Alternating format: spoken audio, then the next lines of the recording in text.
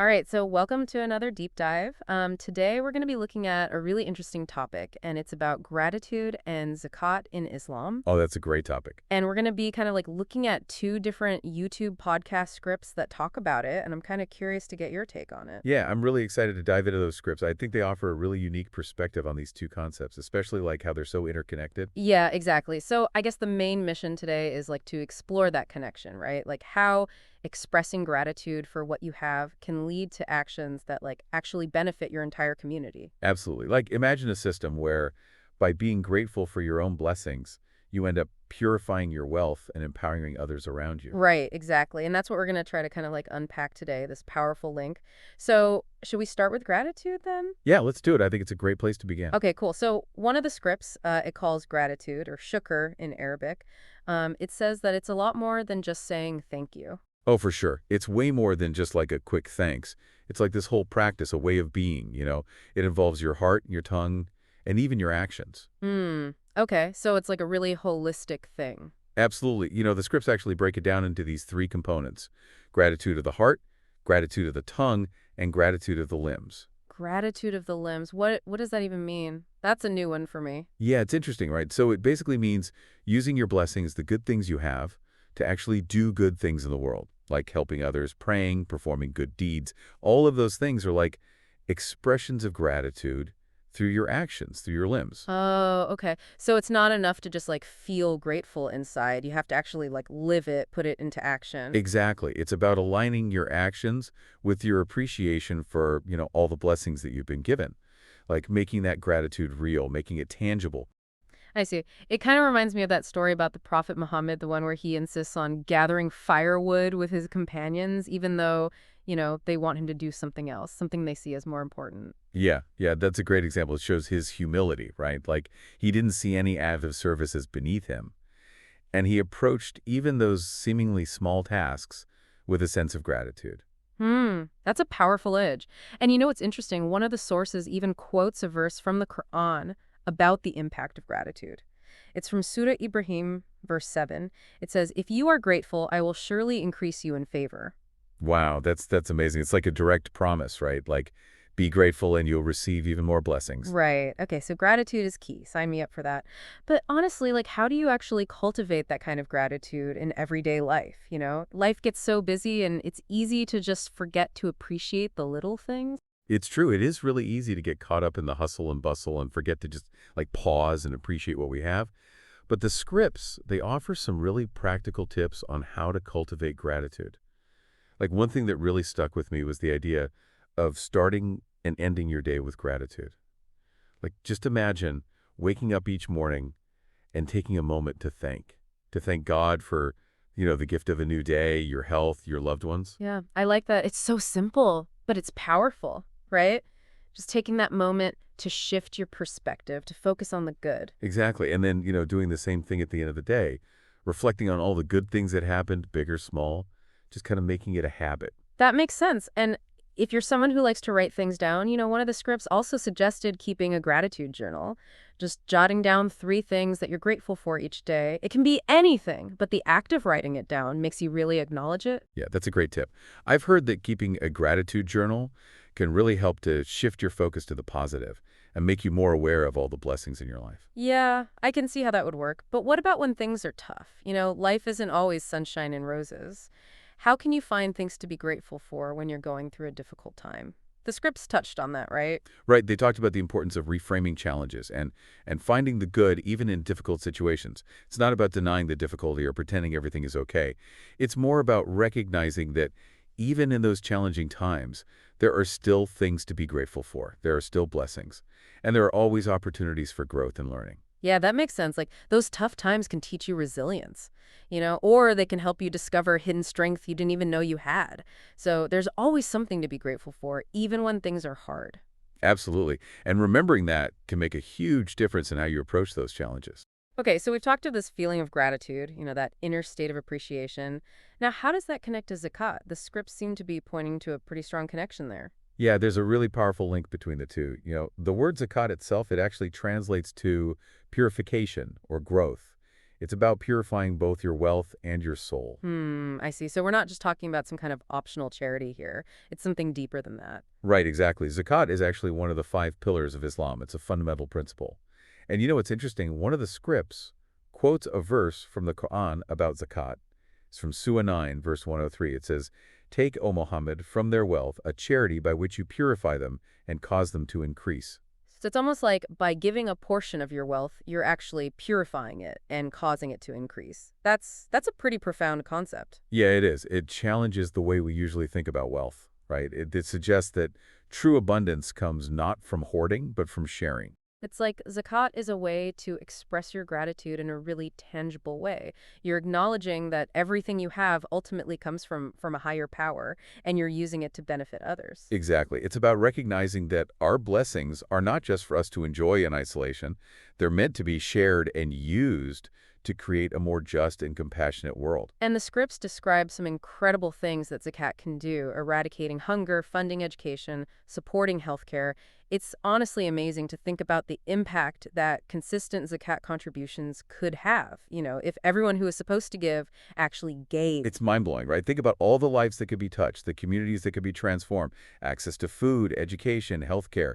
These are basic human rights that zakat can help to guarantee. Yeah, it's like creating a ripple effect of generosity. One act of giving leads to another, and so on. It's about tackling some of the world's most pressing issues at their root. And it shows a deep commitment to social justice, right? It's about recognizing that we're all interconnected and that the well-being of one is tied to the well-being of all. This all makes a lot of sense to me, but let's get a little more practical for a second. For people who might be listening who are like new to this concept of zakat, how does it actually work? How much do you have to give, and who does it go to? Yeah, those are great questions. And, the scripts actually go into quite a bit of detail about the mechanics of zakat. One of them explains that it's calculated as 2.5% of a Muslim's savings and wealth that's been held for a full lunar year. So that includes things like cash, gold, silver, investments, even business assets. But, you subtract your basic needs first. It's not about, taking away what you need to survive. Oh, okay. So it's like a specific portion of what you've accumulated over time. Exactly. And in terms of who it goes to, the Quran actually outlines specific categories of people who are eligible to receive zakat.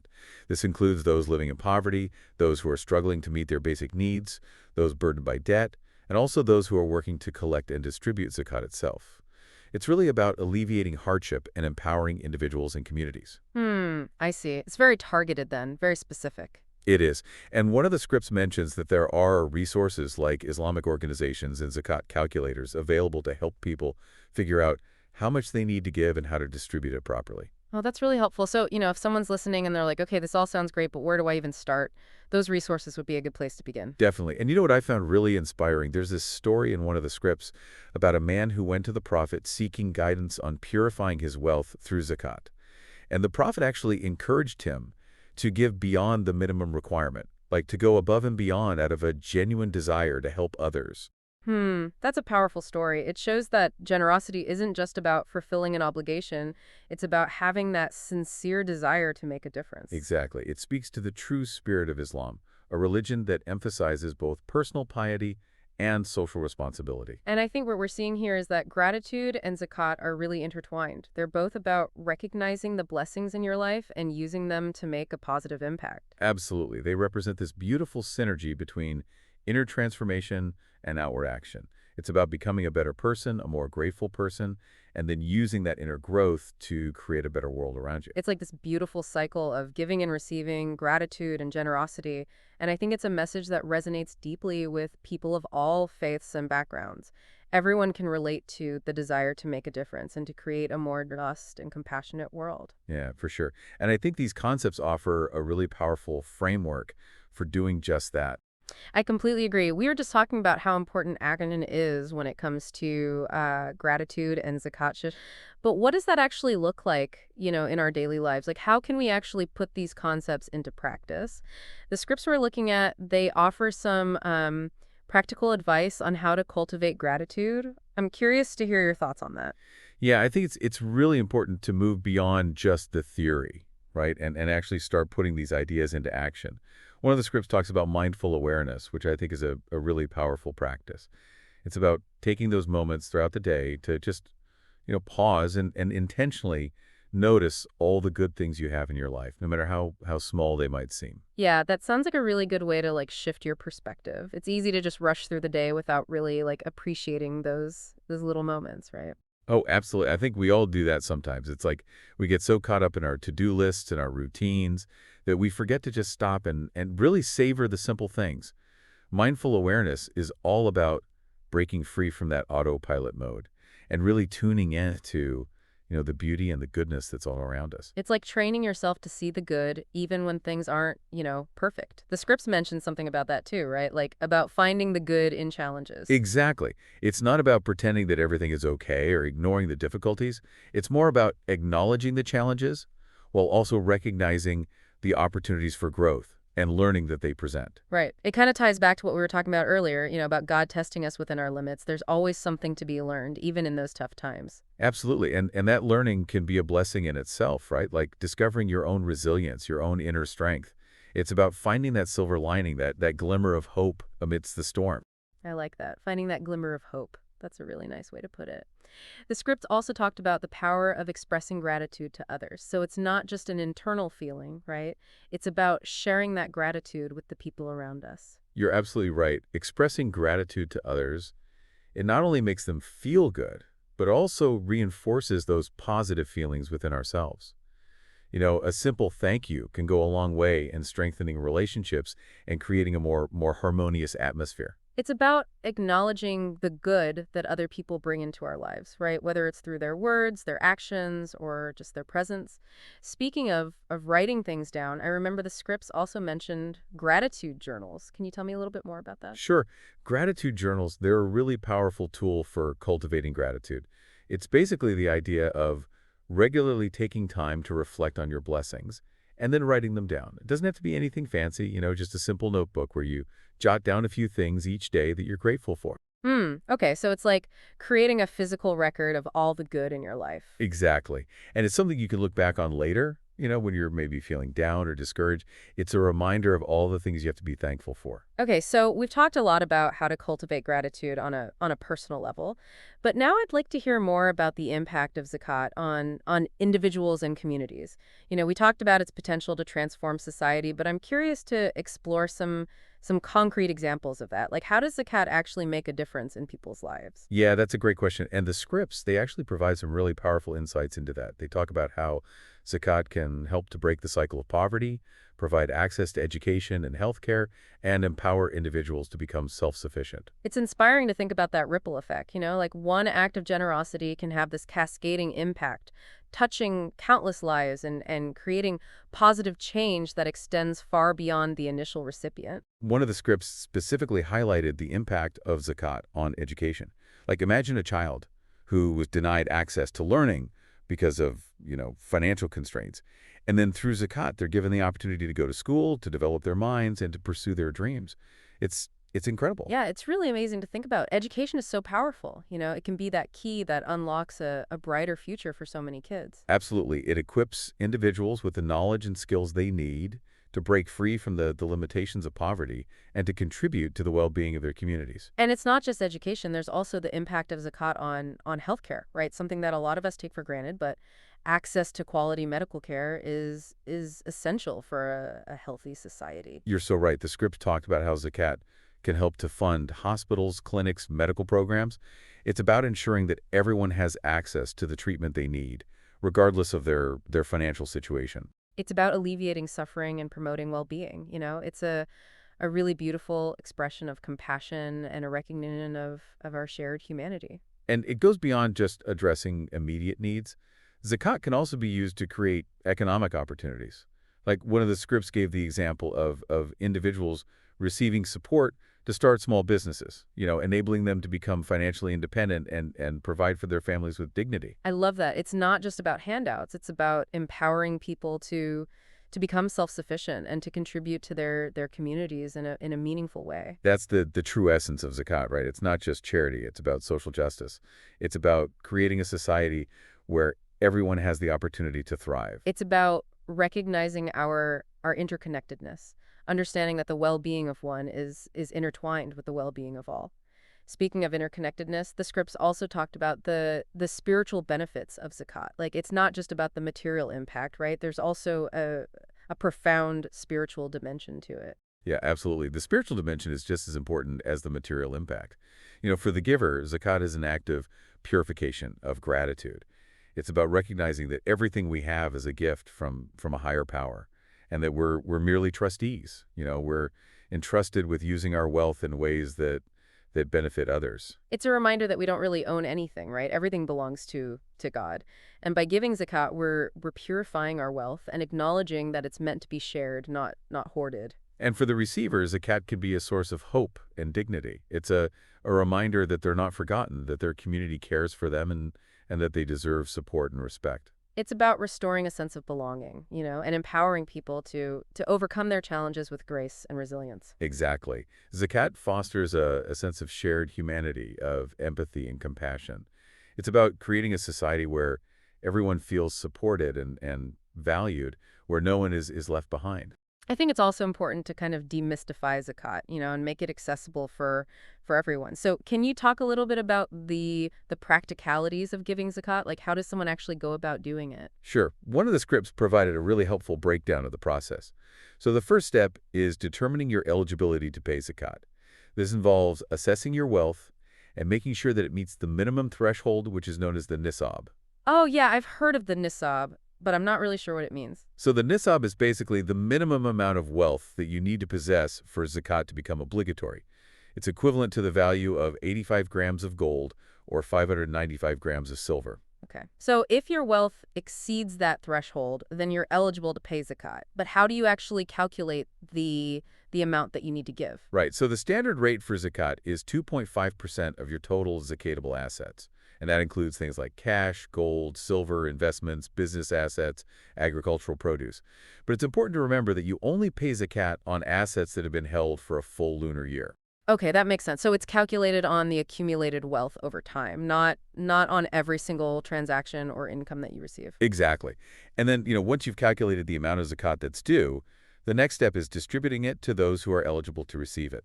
We already talked about the categories of people who are entitled to receive zakat, as outlined in the Quran.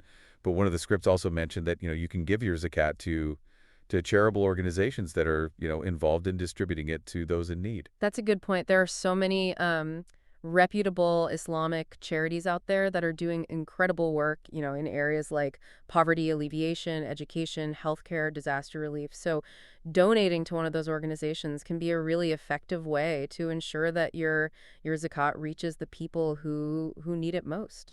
Definitely. And, if anyone is feeling overwhelmed or unsure about any aspect of zakat, they should never hesitate to seek guidance from knowledgeable individuals or Islamic scholars. There are people who can provide personalized advice based on their specific circumstances. Yeah, that's really good advice. I think the main takeaway here is that, zakat isn't meant to be this burdensome or confusing obligation. It's really a beautiful act of worship. It's a tangible expression of our gratitude to God, and a powerful tool for creating a more just and compassionate world. It's about recognizing our shared humanity, extending a helping hand to those in need, and contributing to the collective well-being of our communities. It's about understanding that true wealth lies not in material possessions, but in the richness of our hearts and the positive impact that we make on the lives of others. And I think that's a really, really beautiful way to sum up the essence of zakat. So we've been talking a lot about the practical stuff, but I kind of want to circle back to the spiritual side of things, the spiritual dimension of gratitude and zakat. The scripts we've been looking at, they really emphasize this connection. I'm curious to get your thoughts on that aspect. Yeah, it's really fascinating how these concepts work on so many different levels. Like the sources we're looking at, they highlight this really beautiful connection between gratitude and zakat. Gratitude being that inner recognition of, all the blessings in your life, and zakat being that outward manifestation, that concrete way of expressing that appreciation. Yeah, it's like a feedback loop almost, right? Like the more gratitude you feel, the more generous you become. And the more you give, the more grateful you feel. Exactly. It breaks down this idea that we're all these isolated individuals, just kind of fending for ourselves. And it points to this web of interconnectedness, this idea that our actions, our intentions, they impact not just ourselves, but the entire community around us. One of the scripts called Zakat, like a spiritual investment. Like it's not about losing wealth, it's about gaining something much more valuable. Yeah, that's such a great way to put it. It's about investing in something that transcends material wealth, something that really nourishes your soul. And it's about investing in the well-being of your community, recognizing that true abundance comes from sharing and from caring for one another. It takes a lot of trust, though, doesn't it, to believe that even when you give a portion of your wealth away, you'll still be taken care of. It does. It requires a certain level of surrender, like recognizing that you're not in complete control, that there's something bigger than yourself at play. But in that surrender, there's a kind of liberation, you know. It frees you from this constant striving for more, this feeling of never having enough. And it allows for a much deeper sense of purpose and meaning. The scripts also talk about how gratitude itself, like just the feeling of gratitude, can actually shape your character. Like it can lead to qualities like humility and contentment, things that, we don't always see a lot of in today's world. Right. Those are such important qualities. And they're often overlooked, in a society that's constantly telling us that we need more, that we're not enough. Gratitude is like this antidote to all of that. It's a reminder of the abundance that we already have. It's about shifting and focus to what you do have, not what you're lacking, right? And that can lead to a sense of contentment that's not dependent on, external circumstances or material possessions. Exactly. Contentment becomes a choice, a way of approaching life that goes beyond the up and downs of circumstance. It's about finding peace and fulfillment from within. I want to touch on the societal impact of Zakat again for a moment. The scripts painted a pretty vivid picture of what consistent Zakat contribution could do on a global scale. It's a powerful vision. It really is. Imagine a world where poverty is eradicated, where everyone has access to quality education and healthcare, where basic human needs are met for everyone. That's the kind of world that Zakat can help to create. Yeah. It's about so much more than just charity. It's about social justice. It's about creating a society that's truly equitable and compassionate, where everyone has the opportunity to thrive and to reach their full potential. And it's a vision that requires a collective effort, a commitment from individuals and communities to actually put these principles into action.